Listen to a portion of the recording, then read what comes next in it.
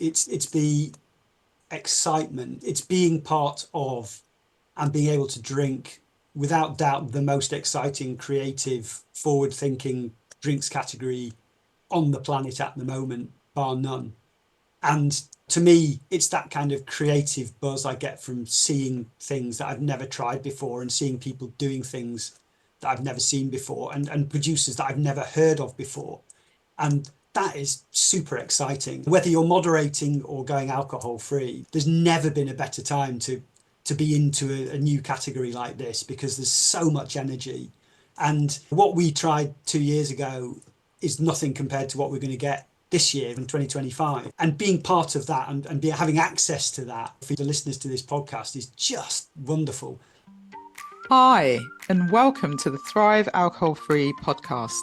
I'm Dupe Witherick, alcohol-free wellbeing and transformational coach, and the best-selling author of A Cocktail of Clarity, How to Ditch Drinking, Embody a Joyful New Identity, and Thrive Alcohol Free.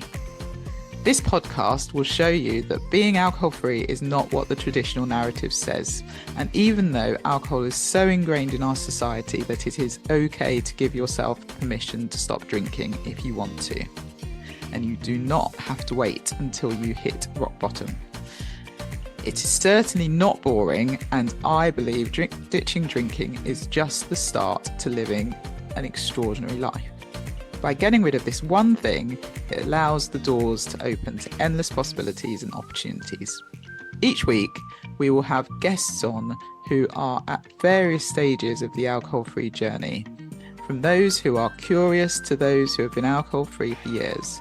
We will also have experts on talking about different topics relating to alcohol and beyond. Through these conversations, you will discover what it means to thrive alcohol-free. Enjoy. Hi, and welcome to the latest episode of the Thrive Alcohol Free podcast. It's so wonderful you're here, and we are back. We had a couple of weeks break over Christmas and New Year, and I do hope you've had the best time just relaxing, rejuvenating, having fun with family and friends over the past couple of weeks. And I wanted to wish you a happy new year. It's January 2025, would you believe? I don't know where the time's gone. So if you are doing dry January, congratulations for making that decision and doing something different and taking that break from alcohol. It's the 9th of January, so you've done really well. You've got through the first week, and I wonder how you're doing. How are you feeling? What are you seeing? Have you seen any benefits, any changes by taking 9 days off alcohol? You should certainly have seen some. So I'd love to hear what you've experienced so far, and I hope you're doing well. And to help with that, I've been involved in quite a few things coming up over the coming month to help you. And we at Thrive Alcohol Free obviously have a lot of resources, free resources and paid resources for you to access. And so feel free to head to thrivealcoholfree.com, or you can DM me on Instagram at Thrive Alcohol Free, or head to the Instagram page and find out all the details and get your freebies. There's a 3-day alcohol-free kickstart challenge, which you may find helpful to really get going on this journey if you have just been white knuckling it for the first 9 days. And so it's really to help you enjoy it. And so there are a few things I've been involved in that are coming up or have already happened. So I thought I'd share those with you.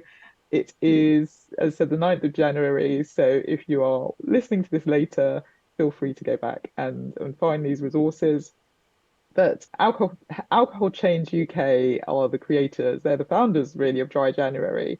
And they do a Dry January challenge where you can sign up to emails and get motivated every day to keep you on track and to help you. And so my article, why you're definitely not missing out by taking part in Dry January, was out yesterday. And so if you signed up to that, you would have seen that article. You can also head to their website and find the article, and you can read the article as well. But I do encourage you, if you want some motivation, to just sign up for those free emails and see if that helps you stay on track. Then I've also been part of the Sober Summit, which is a wonderful event that Maggie Clarsons, who's been on the podcast, has organised. And it's the encore. So it's happening the 8th to the 10th. So it started yesterday, but there's still time to register for free. And I'm speaking today about finding your passion in sobriety. And so I do hope you get your free ticket. You're going to hear from 24 experts in the sober space. You'll learn tools to crush cravings and navigate dry January. And you'll walk away with strategies to build a life you love without alcohol. So go ahead, grab your ticket. Again, I'll put the link below so you can go and see whether or not that's something you want to do and to be part of and just get motivated and inspired. And this is for anyone, wherever you are on the alcohol-free journey. If you're curious about becoming alcohol-free, if you're doing dry January, or if you are few months in, even a few years in, there will be something for you for the Sober Summit. And as I said, Maggie, who has created this amazing summit, has been on the podcast. So head back to one of the earlier episodes and you can listen to her story, the founder behind the Sober Summit. What else? So I'm also one of the coaches taking part in the Beyond Alcohol coaching Try Dry January 2025. And so that's another challenge. We know that a third of people in America, and I think they said 15 million people in the UK, are looking to do some sort of dry January this year. So it seems to be a really growing movement year after year. And it's interesting though, because when it comes to New Year's resolutions and being consistent, only about 8% of people achieve their New Year's resolutions consistently, and even fewer, less than 10%, achieve them in the long run. So if you're doing dry January, that's fantastic. But I do encourage you to have support. And if it's something you want to keep going, you want to maybe be alcohol free and thriving, you want to thrive in 2025, then this is a great way to start your year. And if you take a month off alcohol, you will definitely get benefits. And some of those benefits will be more energy, better focus, reduced anxiety, better sleep, clearer skin, clearer eyes, lower blood pressure, weight loss, improved relationships, and you'll feel better, healthier, and potentially save some money. So this is really for you if you want to get coached along the way. So they're going to be daily videos that will come out with some journaling prompts, with some information. It's all about health and well-being. It's all about the impact alcohol has on your health. And it will really just give you some insights into what alcohol is, what alcohol isn't, and everything in between, how you actually manage to socialize, how you manage to cope with the people that are still drinking around you, and how you enjoy this dry January. So again, if that's something you're interested in, I'll put the link there. I've recorded a couple of videos already, and then there'll be a few more videos coming out throughout the month that I've done. And as I said, there are other coaches as well who are contributing to that. There'll be weekly coaching on a Friday for you to participate if you sign up to the coaching as well. And yeah, it's going to be a great event. And then finally, the Love Yourself Summit. Love Yourself Summit starts next week, the 14th to the 16th. And I'm going to be one of the speakers on the 16th of January. And that's been created by my good friend Anna K. Morris. And it's really for women who are tired of doing it all on their own and ready for love. And then also women who are looking for more connection in their romantic relationships, as well as women who are ready to heal the past, listen to their intuition, and create an extraordinary love in 2025. It's also about self-love and loving yourself. This is really key in order to find love and have the relationships that you want. You need to first love yourself. So again, Anna has managed to curate an amazing group of experts, and there are 13 speakers, including her husband as well, Derek. So it's going to be a really great event, and you can get your free ticket as well, which is valued at $397. And then you can also do the VIP experience. So there are a few things that are happening this month that I'm involved in that I really encourage you to sign up to one of them and really help you as you move into 2025. And as you move into 2025, I'm not a great fan of resolutions because, as I said, they don't really tend to last. And so I always encourage my clients to set intentions, set an intention. And the best way to start with that is really think about your word for the year. And when you think of your word for the year, you can then go back to that and think about what does that mean to you? What is it you want to achieve through that? And when you think about what you're doing throughout the year, how does that impact your word of the year? And so that's a really good start. And then obviously, if you set some intentions, it feels less obligatory than maybe resolutions. And there's no failure then, as people tend to feel that they might do with resolutions. So I'd encourage you to set an intention and to think about your word of the year. And so, one of my tips when it comes to stopping drinking, especially when you choose to stop drinking, is to find alcohol-free alternatives. And so, I'm really excited for our guests today, as I think it will inspire you to find some different drinks and really hear about the world of the alcohol-free drinks industry and market.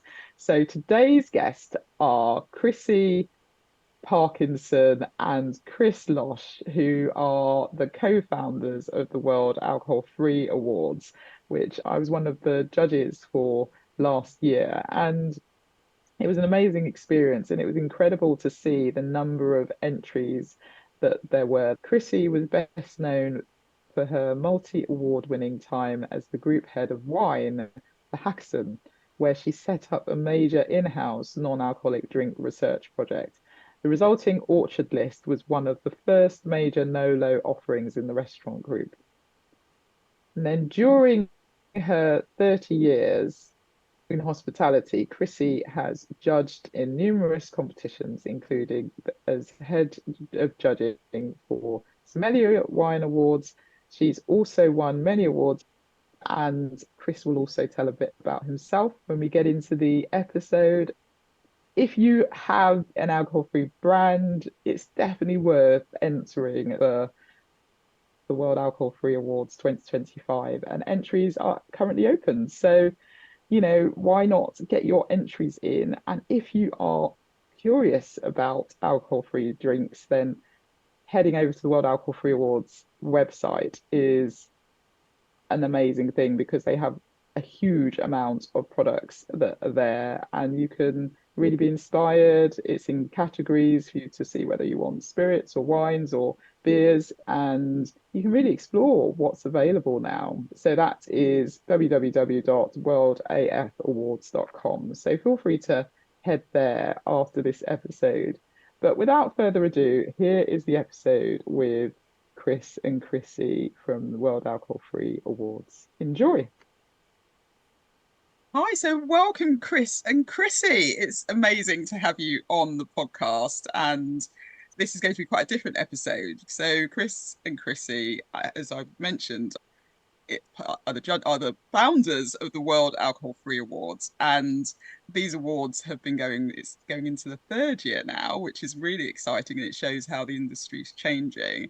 So I think we're going to have a really fun conversation here about the different drinks that were available and the choices that people have, which are very different to the choices that were around even two years ago, I would suggest. So welcome, Chris and Chrissie. And maybe for those people that might not know you, why don't you both give a brief introduction? So let's start with Chris. Oh, hi, Dupe. Yeah, lovely to be here. Thank you for having us on. So, yeah, I'm Chris Losh. I'm a drinks writer and journalist of 25 or so years. I've edited a lot of magazines in that time. I set up a competition, a wine competition for sommeliers. And during the course of that is where I got to meet my co-director and co-founder on World Alcohol Free Awards, Chrissie. Yes, so my background is the hospitality industry, and I was lucky enough to have a fabulous job for 18 years where I worked for a big international restaurant company, and my title was group head of wine, but I was lucky enough to be allowed to go off piste and do other things that weren't just wine, which I guess is part of the story we'll come to in a little while. But yes, and as Chris said, we met over the course of our two careers, because I would have been judging or just doing interesting things around drink, and Chris was doing interesting things, and our paths crossed. Amazing, amazing. Well, welcome both. And I'd love to hear the backstory then. You were about to tell it. So maybe we could go into, I don't know who wants to, I don't know how it's going to work. It's always interesting having two guests on. So I'll let you sort of weave it between you.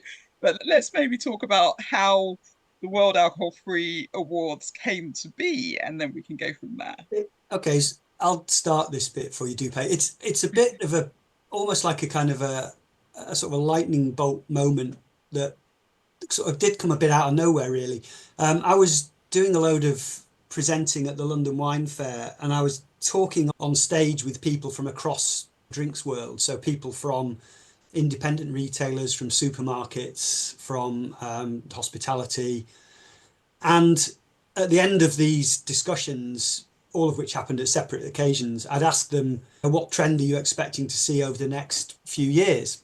This being a large wine fair, I was expecting they'd give me wine-related answers, Prosecco, Rosé, whatever. Each one of them, independently and unprompted, said that the big trend that they were expecting to see for the next 5 years was low and no. And equally, it became very obvious that within that trend, they really didn't know much about it. They knew it was coming. They knew it was definitely on the horizon, but their knowledge and their comfort in that space was very low. And I remember thinking, well, if the guys who are in charge of importing and then selling drink aren't sure what's happening in no and low, what chance have the consumers got? And I approached Chrissie afterwards and said, is there a competition dedicated to the kind of alcohol-free space? And she said, not really. So we said, well, let's just set one up. Sort of slightly bounced her into it. I think she said, yes, that'd be a great idea. And literally, I think 48 hours later, I phoned her up and I said, right, I've got a load of domain names which I've bought. Let's go and see about getting a website created. Yeah, and she was like, oh my God, okay. So here we go then. Yeah, that did happen. So you were roped into it, Chrissie. Well, it wasn't hard for Chris to do that, because I think actually Chris deserves a bit of credit here, because amongst journalists, he was definitely one of the first to take an interest, but fairly uniquely, until quite recently, he was really one of the only people writing about drinks that was interested and took it seriously, didn't see it as a poor relation, didn't see it as sort of a chore that had to be dealt with. He wanted to know, he wanted to try the drinks, he was interested. That's why we always got on, because he cares about things. From my point of view, I got interested in the whole world of non-alcoholic drinks in about 2014, which was way before the conversations you were having, I think, Chris, because in my job, I used to pay a lot of attention to how people drink in restaurants. And I noticed something, which was that people were drinking a lot less wine. And everyone I spoke to said, oh, it's because they don't want to spend the money. And I was absolutely clear that that was not the case. I was watching. People would spend the money, but they just didn't want the quantity of alcohol. So I was already really curious about it. And in the end, I managed to get my employer to back a big 2-year project where we looked at what was available all around the world, which was fairly easy because we had restaurants around the world. And we ended up developing some drinks ourselves, importing drinks, all kinds of wonderful things that happened. And when I say wonderful things, things like a lovely Japanese gentleman turned up in the reception of our office one day with an enormous suitcase and opened it, and it was full of a soda that he'd made. And he said in broken English, I couldn't find out how to export it to the UK, so I just brought it over. And so it opened up a world for me. And it was delicious, by the way. That Japanese soda was absolutely fabulous.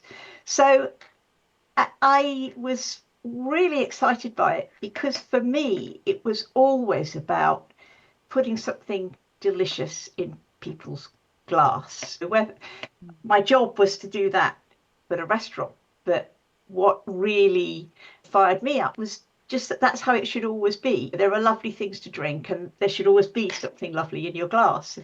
Realizing that that wasn't yet the case with non-alcoholic drinks was my light bulb moment, as Chris calls it. So I'd encountered a couple of competitions that were starting to look at non-alcoholic drinks, but like the people Chris spoke to, the people didn't know enough about it. They weren't ready to judge. They didn't really understand the issues around the drinks. Whereas I had come out of 3 years of focusing almost entirely on those drinks. And so I knew there was more that could be done.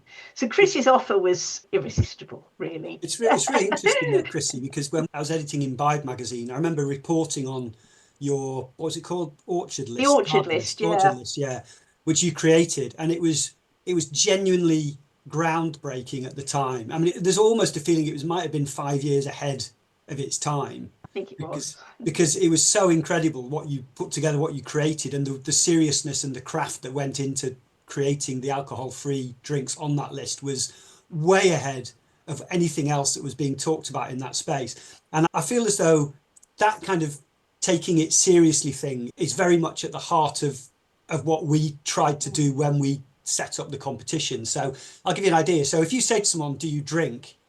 In brackets after that sentence is alcohol. So if you like, drinking is just drinking liquid, right? It's imbibing a liquid, but it's come to mean, do you drink alcohol? And that whole attitude about the sublimation of drinks without alcohol to drinks with alcohol is where a lot of the problems came from within our attitude, I think, as a society and within the trade itself. So within restaurants, within bars, within retailers, I'd argue as well, that it's not given the weight or the kudos that it deserves. And I think when we were setting up the World Alcohol Free Awards, we were absolutely adamant that the key thing about it was that it had to take alcohol free at least as seriously and ideally more seriously in the way that the drinks were entered, flighted, judged, scored, as happens in an alcoholic competition. And I think this is where Chrissie really takes the credit for it. I think she's done that. It's taken quite a lot of work and pulled out quite a lot of hair in the process, I suspect. But it's amazing. It really does stand out, the kind of the effort that goes into categorizing and making sure those drinks are tasted and taken seriously. Yeah, that's amazing. And I can't believe that was 10 years ago, Chrissie, when you started exploring it, because I imagine 10 years ago there wouldn't have been that many options at all. There really were not that many options. And even with the ability to bring in some drinks from around the world, we still ended up having to create some drinks ourselves. So we worked with one producer to make, I talked about kombucha, I love kombucha, but to make not only a very beautiful kombucha, but also something called a honey jun, which is still not well known. It's kind of kombucha's aristocratic cousin, if you like. And we had those produced for us and sold those. We worked with a manufacturer to produce some drinks which were like tributes to sake. I'd done a lot of work with Japanese sake. And I've actually never really believed that the best way to have a drink without alcohol is to start with a drink that has got alcohol and remove it. So I've always been more interested in how do you create something delicious in the glass. And we made a couple of amazing drinks, actually, which really tasted like beautiful sake, or at least called it to mind. They are unfortunately out of production now, and we started a precision cold brew tea operation. And so lots of things like that. But also, I think we didn't really know where non-alcoholic drinks could go. So a category we got interested in back then, which I think has been ignored ever since, and it's time it wasn't, was tree waters. So that you'll find some birch water around and you might find some maple water. But we started looking at all sorts of things, and we worked with a family in Alaska who were sort of traveling down to where there were trees in Canada and tapping them for beautiful flavored tree water, things like that, which I think maybe they've been slightly overlooked since then, but no, we didn't know. Nobody knew then what was going to be popular. So it was really good to have that opportunity. But that's how I was so sure that more needed to be done. When Chris said, well, let's start the competition then, but really the very first thought in my mind was, A, we can do it properly, and B, we can hopefully find those drinks that everyone's been ignoring. Yeah, that's fascinating. I'm fascinated by tree water. I've never tasted tree water, so I'm fascinated by that. What does that taste like? Woody, a little bit, but maple water from, so it's the sap really. And if it's from a maple tree, then obviously if you've had maple syrup, you've got a sense of the flavour of maple, but it's not sweet. It's the water that passes sort of through the tree. And birch water has a slightly more herbaceous flavour, I would say. But there are other trees. I mean, I came across someone who was doing something with acacia, but it didn't quite get off the ground. But things like that, there's so, once you move away from drinks that are copies of alcohol, then you have all these possibilities, and you always will have possibilities. The only boundaries are what you can imagine and what you can find. So a big in joke actually between Chris and I, our sort of the waffer behind the scenes in joke is how many categories we have to have every year to make the entry system work. And when we open the competition for entries, how many days it'll be before somebody emails us and says, I'm trying to enter my drink, but I can't find a category that it fits. And it was 9 days this time, wasn't it, Chris? Oh, really? Yeah. So did you create a category? Of course we did. Of course we did. Which category was that? I won't go into details because obviously I can't talk about specific entries, but it was to do with drinks that were designed to mix in a completely different way with different liquids. So watch this space, see what happens. Interesting. Last year we were caught out. We had one person come to us with, well, it looked like tea bags, actually. We had to brew this special drink, and someone else came to us with a powder in a sachet. But if they come to us and the drink is a drink without alcohol that's designed for adults, it's not a children's drink, it's not something to have with breakfast. If it's a proper adult drink, we'll work with it. We'll create the category. Amazing. Yeah, in fact, weirdly, Dupe, one of the things that has changed a bit when we first set up the competition, we largely thought it was going to be either existing alcohol-free drinks such as the kinds that Chrissie's just mentioned, or deliberate ones that are going head to head with an alcoholic version. But what's happened in this space over the last 18 months, I'm going to say, is that it's expanded. The quotes unquote soft drink space has expanded into the adult drink space. So you get very premium juices like juice blends, which are blended and crafted almost like wines or whiskies. They're kind of beautifully put together and very carefully created. And the same with sodas, like really finely balanced, intelligent, adult flavored sodas, which we kind of didn't see coming. So we would have been probably said, no, we're not really covering juices. We're not really going to do that because they're kind of kids drinks. But that space has changed and become more adult. And I think a lot of drinks categories appear to be trying to get into the alcohol-free adult space because they know it's growing. And I think it means we'll get a few opportunists jumping on bandwagons, but it also means that the kind of producers that Chrissie was just alluding to, who might not have really considered doing something for this space and now seeing opportunities where they weren't there before. So we're hoping that we're going to get more really good sodas, adult sodas, crafted soft drink blends like juice blends and so on, because I think there's some, we weren't expecting it, but I think we will get it this year, and I can't wait to see what comes in. Brilliant. And I wanted to pick up on a couple of things. So, Chrissie, you talked about the de-alcoholized wines and preferring to actually start from scratch. What are your thoughts on that? Because obviously there are quite a number of de-alcoholized wines, and I think a lot of people think that's the way to get a closer flavour maybe to the real thing. But what are your thoughts on that? You seem to think it was better to start from scratch. I wouldn't say it's better, Dupe. I think it's one of the ways. I think there have been issues, and to some extent there still are, but it's really changing now. I think there have been issues where wines that were perhaps not great to start with were sent off to be de-alcoholized and sold. So the quality wasn't very good. I've come to view de-alcoholization, I mean, it's an incredibly skilled process if it's done right.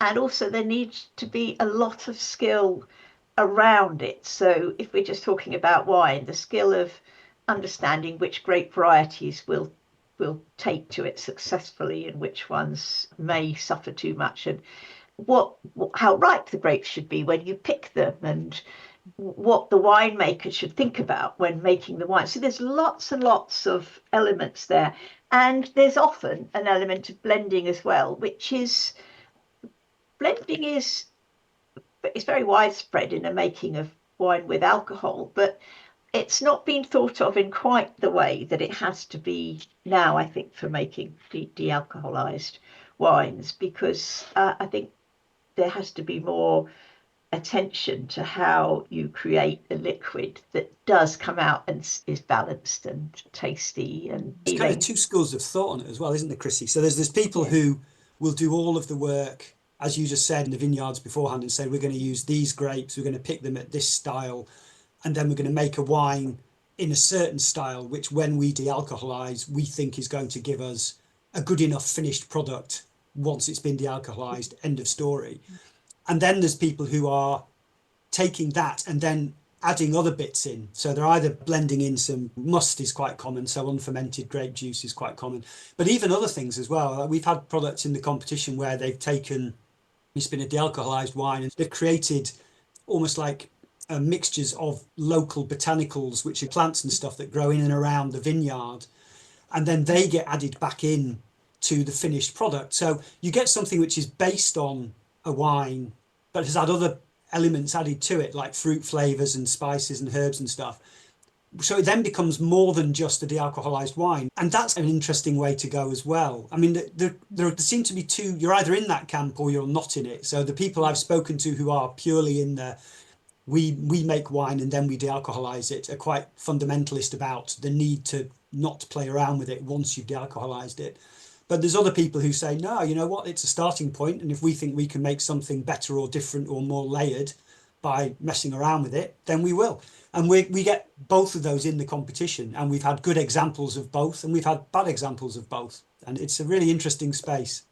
Yeah, I think the two approaches are starting to cross over. So 8, 9, 10 years ago, I was still to be convinced by de-alcoholized products, and I was seeing nicer drinks that were made where somebody just tried to create something without starting with alcohol. But I think what's happening now is those two approaches are coming closer together, and in some cases they're overlapping. So people are using ideas from both sides, as Chris says, to make the drinks, and I think that's great. And I think it also, I think it does mean there's more choice. And I'm sure there are people. I'm sure some of your listeners would prefer a drink to never have been alcohol, but equally there are other people who don't mind.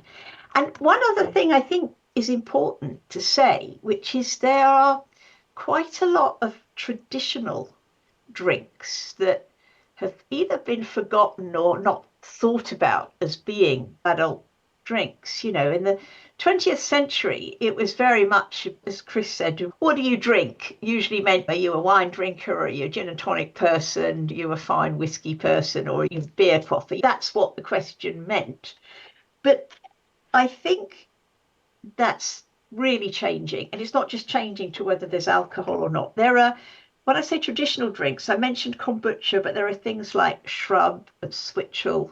There are honey-based drinks, which are not just de-alcoholized mead. There are drinks made in ways that 2000 years ago would have seemed quite normal, quite a regular way of making a product. Drinks made with verjus, which is the juice of unripe grapes. There's all sorts of things like that which are becoming mainstream, and often you don't even quite realize that's what they are. They're packaged beautifully, and they might look, they tend, I think it's a bit sad actually, particularly with things like kombucha, they tend to make them look like wine, which isn't necessary. They're their own thing, but there are all these wonderful old recipes and old concepts which are sort of being dusted off and you know, reimagined for the world we live in now, which is great.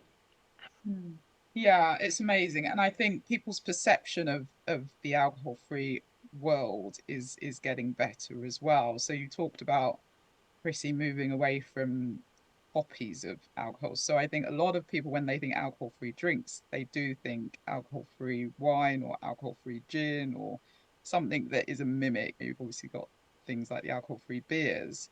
But to your point, as well as things like shrubs and other things, there are so many other drinks that are coming through that are completely different to anything you would taste normally. So I can think of some off the top of my head, but I'm not going to mention names.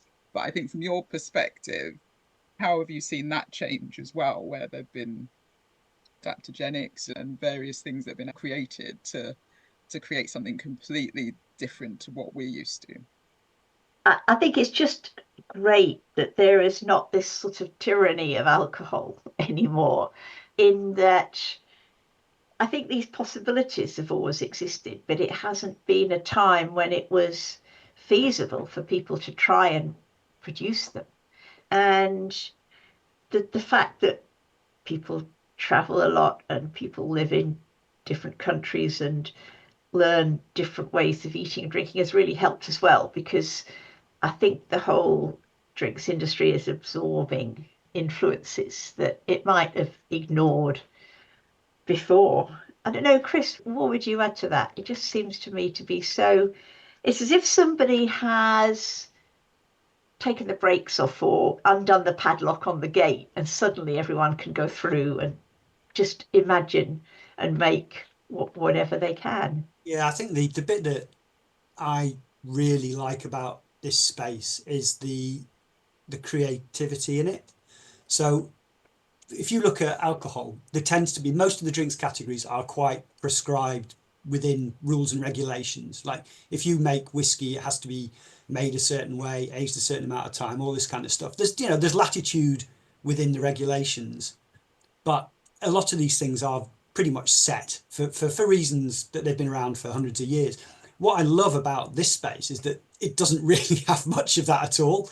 So every year we get drinks which are, you know, you taste it and you go, well, I know it's in this category. I don't know how they've made it, but it's clearly, it's out there somewhere. And somebody has just gone in and gone, okay, I'm going to start with this and I'm going to add a bit of that. Then I'm going to do something else crazy with it. And then I'm going to bung it in a can, or Christie said, I'm going to make it into a powder, or I'm going to put it in a tea bag and you can put hot water on it and it might taste a bit like whiskey. I mean, it's just insane. And I absolutely love that, because it means people can actually just come up with a crazy idea and just do it. And that is really stimulating. And last year was our second year, and we saw, I would say, generally speaking, an increase in quality across most of the categories, if not all of them. And I think that's partly because people are understanding their craft better. If they're trying to do something that's fairly typical or traditional, they're understanding it. The more they do it, the better they get at it. And then I think other people are coming in and taking that as a starting point, and then they're jumping off and going in a completely different direction. And that creates some really exciting drinks and styles, which could go on to become amazing in a few years' time. It could create whole new categories. It's wonderful. Yeah, creativity seems to be key in this industry. It's really exciting to see what's coming. So let's go back. As you say, we're going into year 3 of the World Alcohol Free Awards. Just before year 1, what were your expectations and how did year 1 go? And then obviously maybe we touch on year 2 and what you're hoping for year 3. Having done lots of judging of different types of drinks, my expectations were probably a bit naive in that I didn't really think it would be much different. So I knew there'd be more different types of drinks to taste. But I didn't realise quite what the scope of the project was going to be. And also, I suppose I had an inkling, but I didn't really realise how much we would end up supporting and guiding people through the process, whether it's producers, judges, all kinds of people, because it was an area that so few people were used to. So we still do a lot of hand holding of producers. It's really interesting with producers. Now we have big household name companies entering their products, but we also have and always have had people who've just started up. I spent a lot of time last year talking to someone who was making batches of 40 bottles of a drink on her kitchen table and going through a divorce. And she not only managed to get the drink entered, it did really well, it got golds and sort of all that kind of stuff. So you think, well, that was worth doing. It's funny, I think when we started out, I was expecting there to be some really good drinks and a lot of really terrible drinks, partly because it's a young industry and people are finding their way and it's not easy to make it. When you don't have the preserving effect of alcohol, your chemistry's got to be pretty good to make sure that your drink doesn't turn to something very nasty in the can, bottle, whatever. And I was expecting there to be more of that. And I think the quality was overall better than I expected. Not always brilliant, but it was very rarely that we'd got something that was really bad. And you can still get that in plenty of alcoholic drinks competitions, right enough. So it wasn't significantly different. And then in the second year, I think the best drinks were better, definitely. The overall base level was about the same, but the best drinks were significantly better. And the really good ones had concentration of flavors and layers of flavor. So you started to get more than just a hit of something and then the drink just disappears in your palate. You started to get a bit of a journey going on. And I think when you get that, then you're into a really good space. When you can sip something and keep finding little different things going on in different parts of your palate, then that's a good sign. And we definitely got that last year that we didn't get so much in the first year. And that's where I'd hope to get more and more of that this year. That's where we want to see the growth coming. Yeah, that's really exciting. And I'd be interested as well in terms of the number of countries that you had drinks from in the first year, second year, and the number of products. Has that changed significantly over the 2 years? Yeah. Well, the first year we got just under 400 entries, which is not bad. I can't remember how many countries we got in the first year, actually. I haven't checked that one. No, I think our tech improved a lot in the second year and it was easier to look at those statistics. In the second, go on, Chris. No, sorry, go ahead, Chrissie. You go on, you do it. I was going to say in the second year, we had products from 21 countries, which was fabulous. And we think we're going to see more countries this year. And we also went up to about 450 products entered. So that was big growth. And the signs are that growth is going strong. We've got our fingers very crossed, obviously, but at this stage. Yeah. So if people from different countries want to, how easy is it for them to do that? Christie, do you want to do that since you're in charge of the entry process? You have to say. Well, the entry process is straightforward. They go onto our website and register and fill in the details. We ask for a lot of details, but it's all straightforward. It's all stuff that would be printed on the label or things that they would know. We realised that perhaps the only really challenging thing, if you're not based in the UK, is to send your samples to the UK, because I think a small number of companies already export their products and they're used to dealing with all of that, but it's quite complex, and governments around the world don't make it all that easy for people. There's always a lot of red tape. So we did a lot of work to help with that, giving people sample paperwork and telling them how they should fill it in, how to deal with customs, so on and so forth.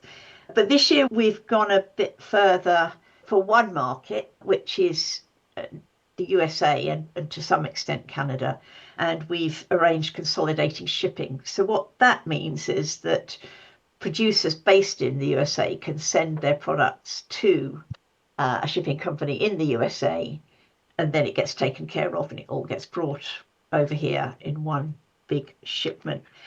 And our hope is that that will be successful and people will find it easier and find it more affordable, and it will help them enter. And we'd like to be able to do that for other countries as well. I've already had one person inquire whether we could do it for Australia. We're not quite there yet, but we would certainly hope to.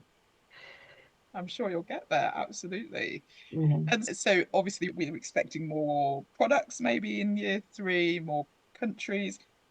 Any other expectations of this coming year and then beyond? I mean, this is still relatively new. Are there any other competitions that have now sprung up since you started? And so what's your expectations for beyond next year?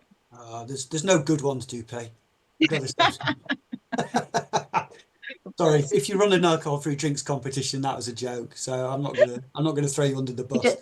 No. You know what? It's really interesting. I mean, we ask our judges every year, what are you looking forward to tasting this year? Which isn't necessarily what their favorite drinks category is. It's what they're interested in.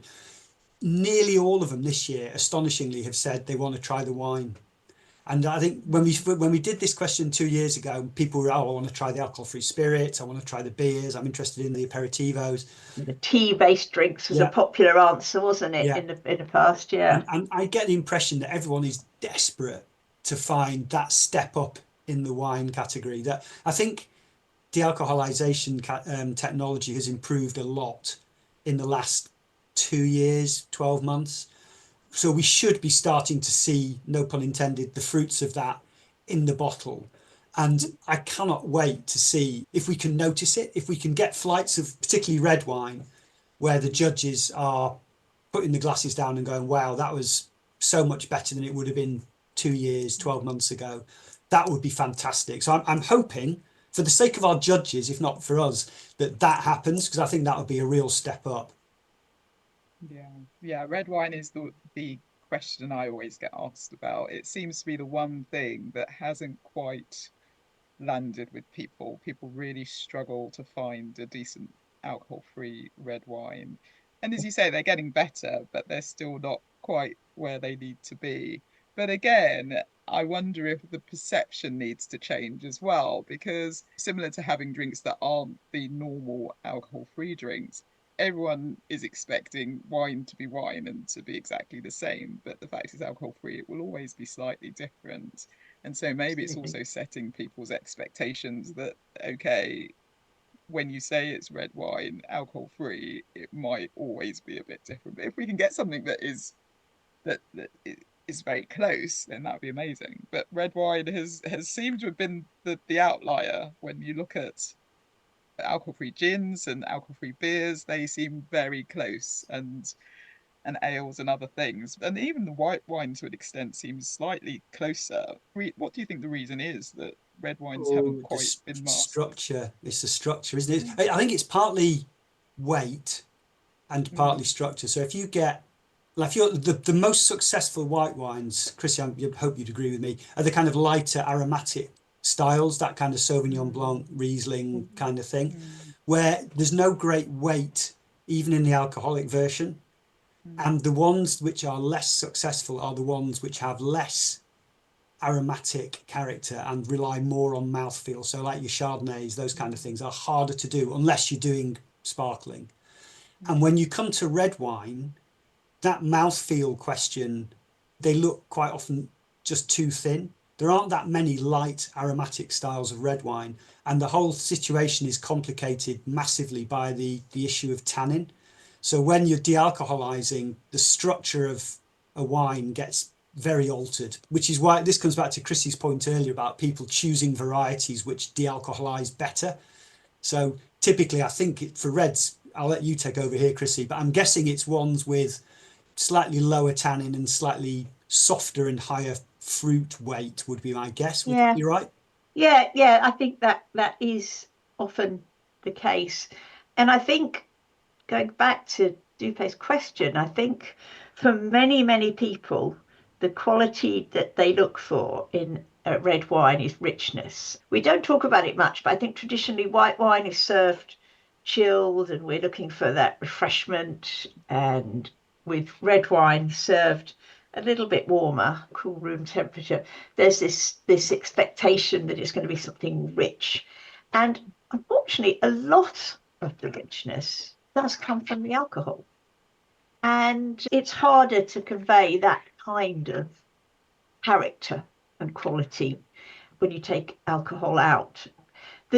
Some of the most successful ones I've tasted so far are the ones where some very skilled and thoughtful additions are made, which could be extracts of other fruits or even extracts of oak or of yeast or whatever. I think people are trying a lot of different things to get to that great alcohol-free red wine, and I think they're starting to have some success.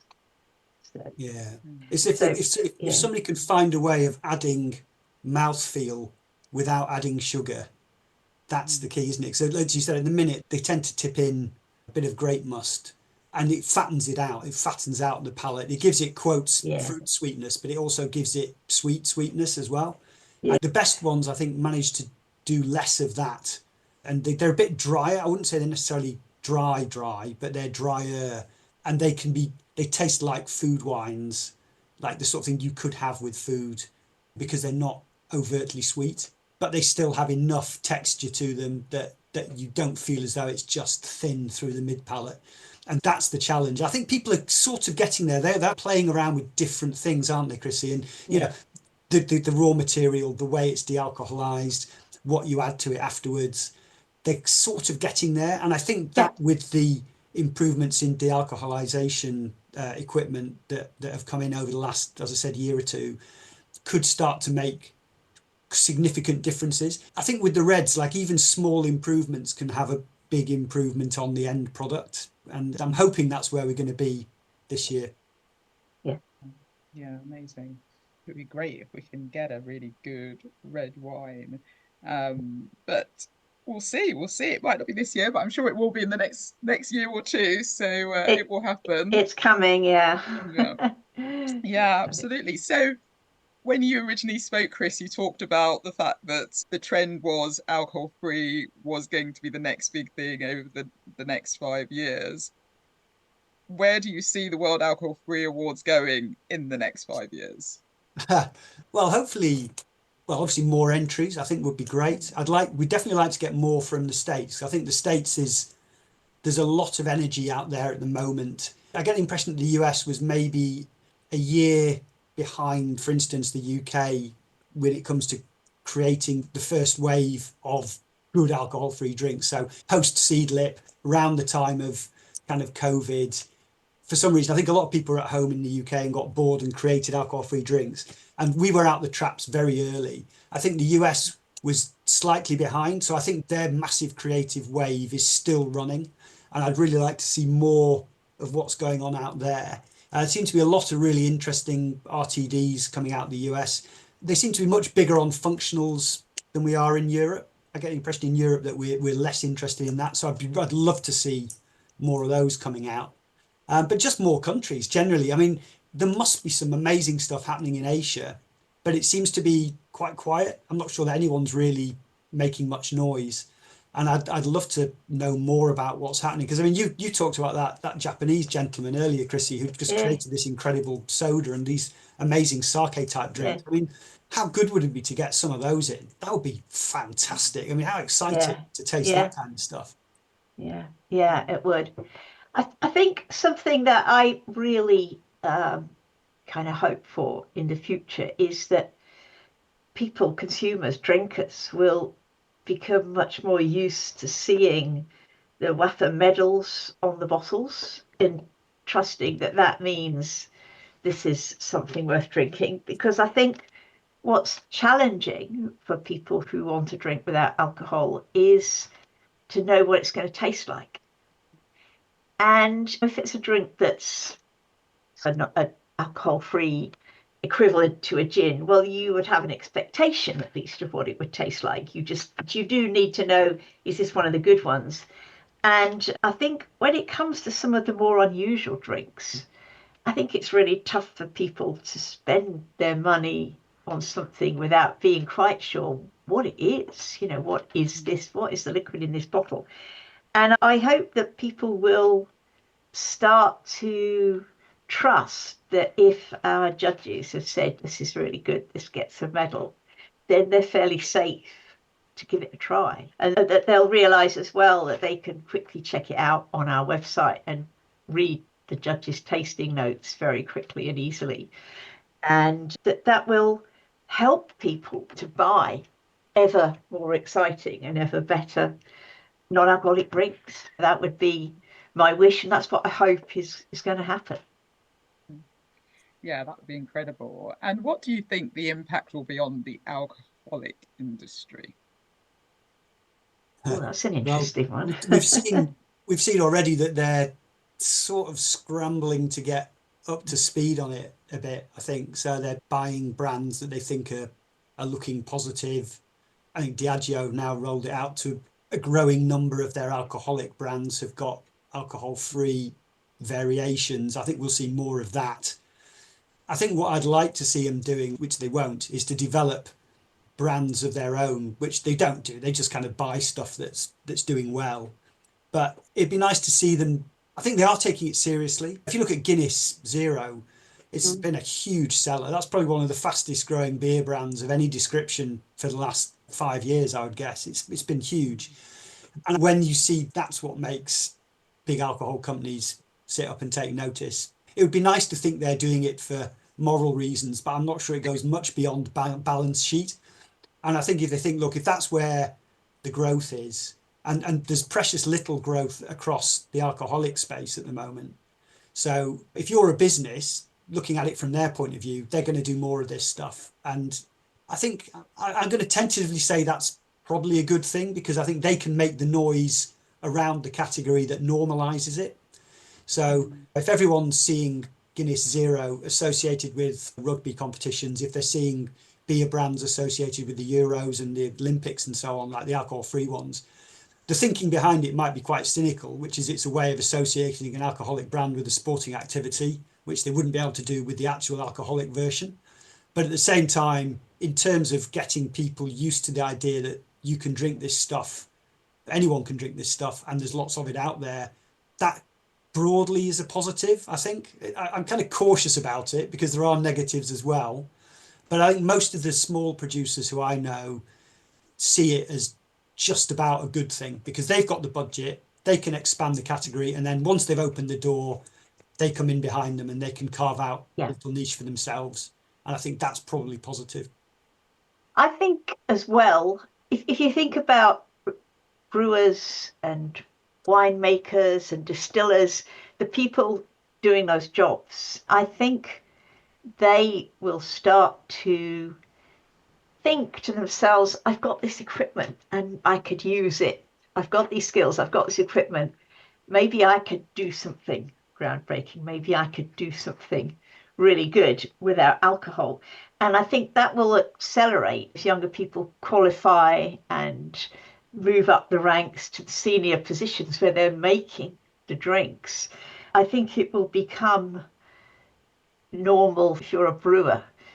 You're going to want to be able to make a really outstanding non-alcoholic product, just like you want to make an outstanding alcoholic one. And I think it's that ability for the two to exist side by side, with the people making them having the same passion and using the same level of craft and putting the same level of skill in, and being as fussy about the raw ingredients that they buy and the way they create the product. I think that's going to really evolve over the next few years. Mm. And interestingly, Chris, you mentioned that the alcoholic industry isn't growing as much. No, none of the categories that I know are in growth. I mean, you might get small, for instance, tequila's done well, but overall spirits, I don't think are in growth. Beer isn't in growth. Wine definitely isn't in growth. So 20 years ago, if you wanted to make money, you could make a craft gin, right? It was growing crazy speed. Craft beer, the same thing. There was an energy behind them, and they're kind of well established now, but nothing, there hasn't been any new stuff. All of the growth in the drinks world at the moment is coming in alcohol free. It's coming from a much smaller base, but the figures are still pretty good. And I don't think anyone thinks it's close to being finished yet.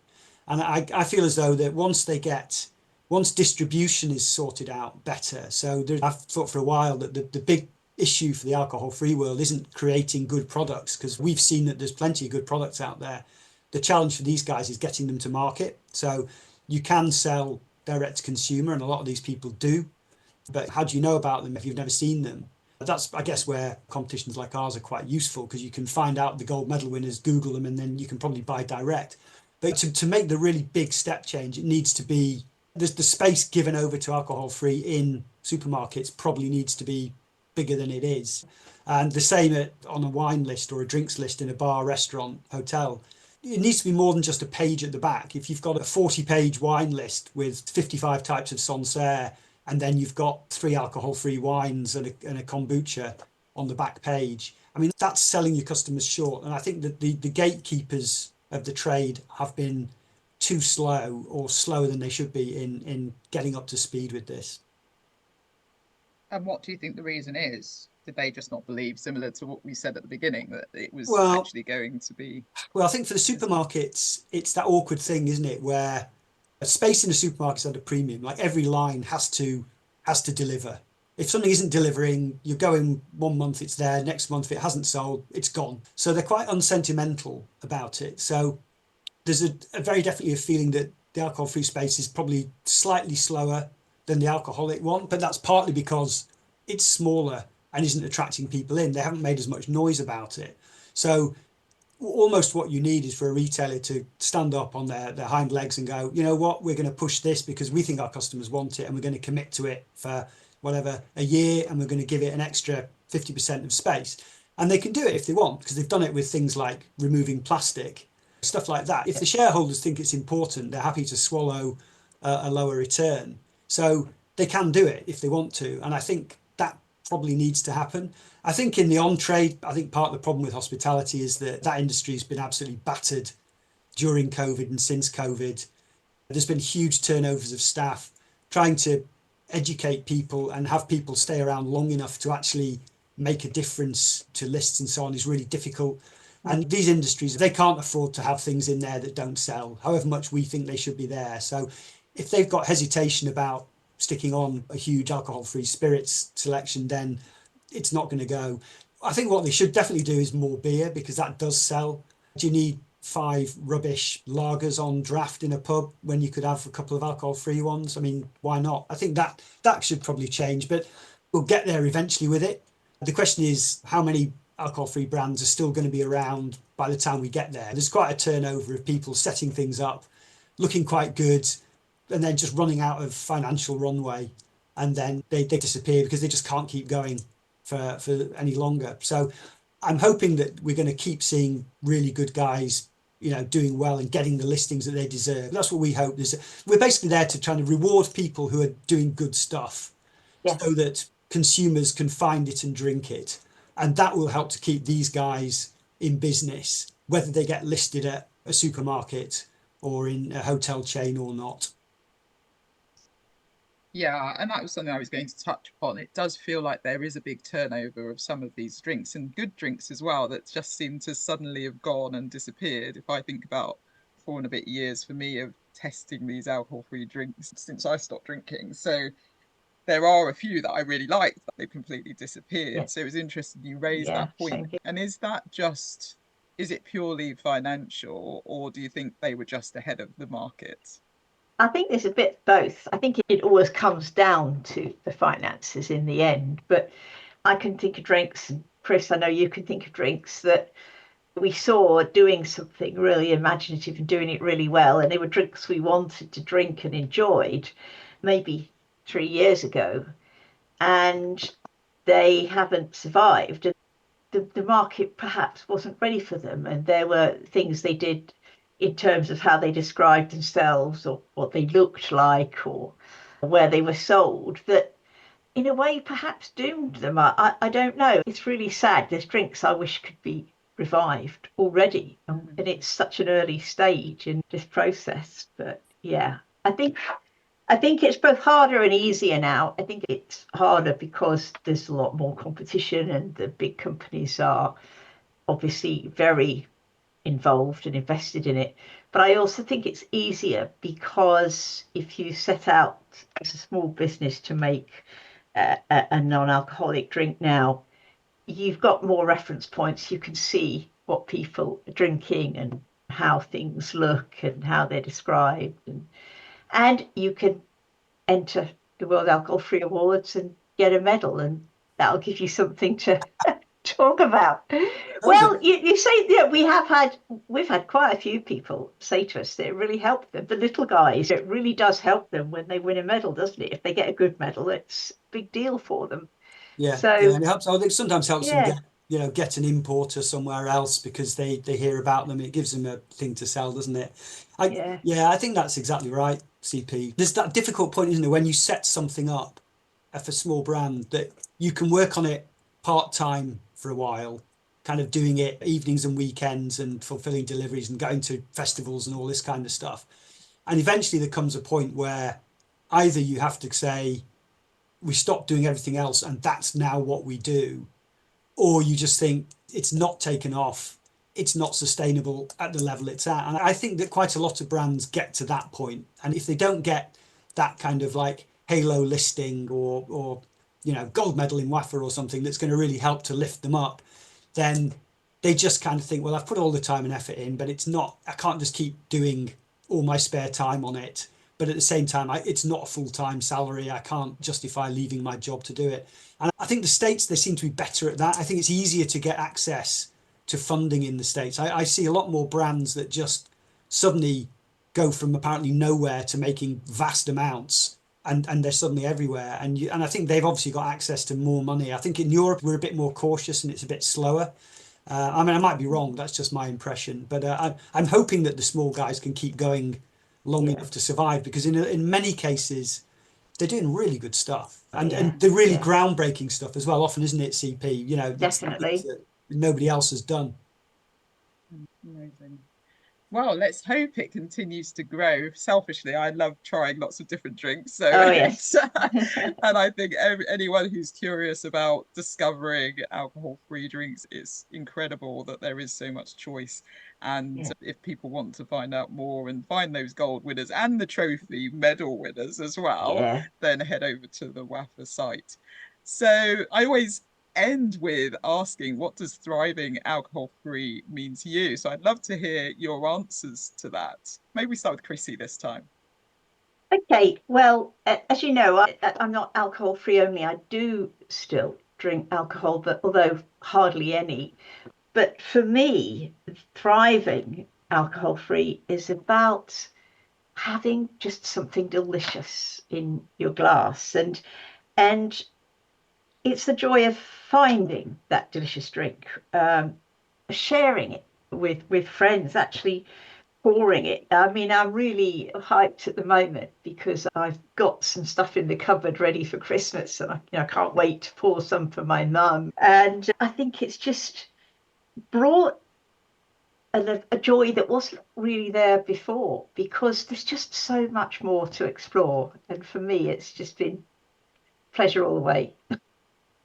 Amazing answer. I love that. Yeah. Brought a joy that wasn't there before. I think that's great. Chris. So I'm also not alcohol free. In fact, I still write about alcohol quite a bit. So I'm not alcohol free. But I think the most extraordinary thing about this is it's the excitement. It's being part of and being able to drink, without doubt, the most exciting, creative, forward-thinking drinks category on the planet at the moment, bar none. And to me, it's that kind of creative buzz I get from seeing things that I've never tried before, and seeing people doing things that I've never seen before, and producers that I've never heard of before. And that is super exciting. Whether you're moderating or going alcohol free, there's never been a better time to be into a new category like this, because there's so much energy. And what we tried 2 years ago is nothing compared to what we're going to get this year in 2025. And being part of that, and having access to that for the listeners to this podcast, is just wonderful. There's never been a better time to be exploring this drink space. Whether you drink or not, it's just fantastic. It's a real privilege to be working in it with the people who work in it, because they're almost uniformly lovely people as well. That's something we haven't mentioned, which we should actually.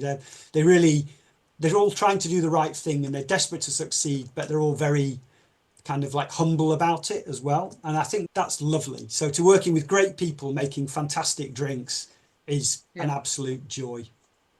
I almost Fantastic. think if you want to drink drinks without alcohol in them, you almost can't not thrive at the moment. It's just such a good time. Yeah, absolutely. That's great to hear, and really encouraging, I think, for people that are going down this route and thinking that they may be missing out. A lot of the clients that I work with, they worry about FOMO, they worry about socializing without alcohol, they worry about just navigating the land when everyone says you need to drink. So to have that choice is fantastic. No, And to this is think where it's outside at, of the Dupe. box. This is where it's at. This is the category to be in at the moment. It's way more exciting than any of the other ones, I can tell you. Yeah. Absolutely, absolutely.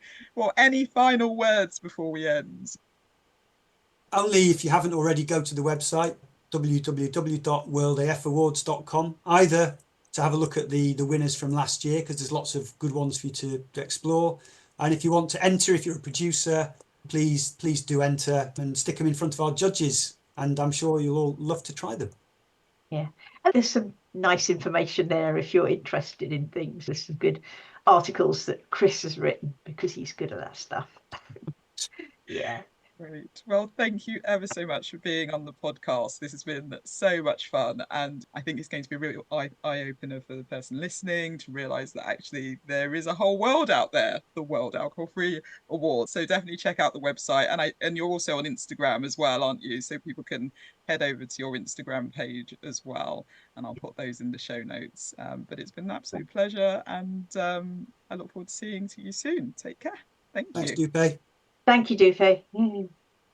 Well, thank you, Chrissie and Chris. That was a really great episode, and I hope that inspired you to at least explore the alcohol-free drinks market. There is so much choice there, and it's growing, and it's exciting to see what will happen this year and then in the coming 3 to 5 years. Because when I think about when I stopped drinking 4 and a bit years ago, there was hardly anything. And so the way the market has grown, the different types of drinks, you don't have to just substitute what you used to drink for something alcohol free. You can try completely new drinks, which is really exciting. And I think it's a really interesting market. And so go and explore, especially if you're doing dry January. Why not keep the ritual but change the ingredients? And I really hope that it's encouraged you to keep going, and now you've got some alternatives to look for, and you can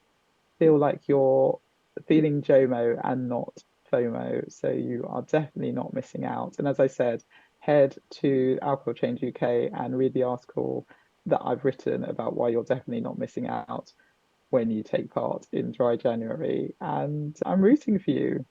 feel free to get in touch as always. Let me know how you're getting on.